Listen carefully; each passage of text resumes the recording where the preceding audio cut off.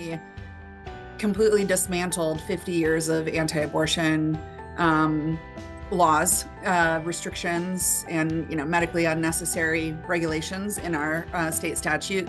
And we also passed a Reproductive Freedom Defense Act and a trans refuge bill. So both of those laws create protections for patients and providers when patients are traveling from other states where there are bans on the care that they need, whether that's abortion or gender-affirming care. It was just a tremendous success, a big slog, but we got through it. And then we also had some wins in the court. We were able to benefit from a political landscape that made it much more likely that we would be able to get the work done that we got done.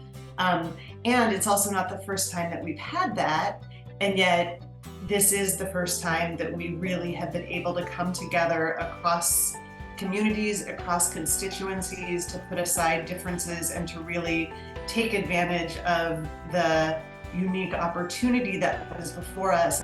And it's like, oh, okay, this person, I have a good relationship with this person. And so how can we use those networks in order to propel forward? Like, what's underlying all of the problems that we're facing is this Christian nationalism. And we're seeing how it's coming up against all of the things that we're all trying to fight for.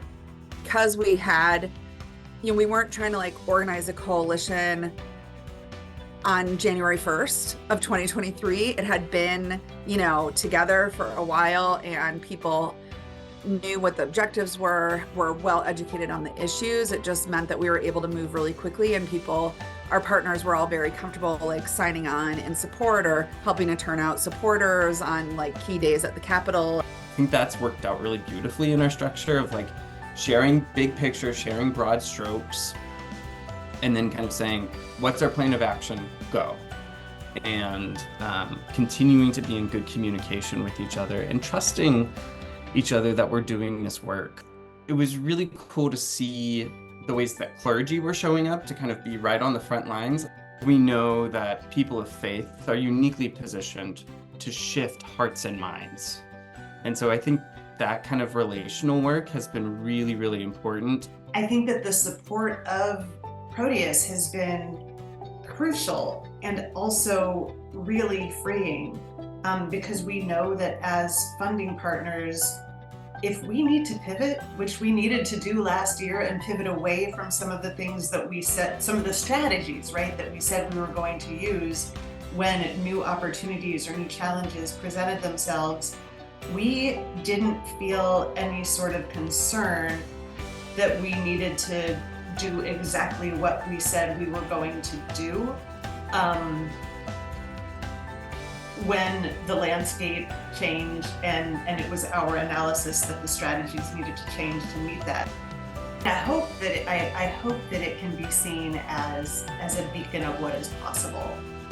And I hope that we can share the story of the length of the process, that this wasn't just a 1-year victory, this was a decades-long fight. So while you are in it now and you are being dealt defeat after defeat and it all seems so impossible, my hope is that looking to what happened in Minnesota and looking at their trajectory and seeing that, oh gosh, this isn't so different from what we're experiencing now. We're just a few years out.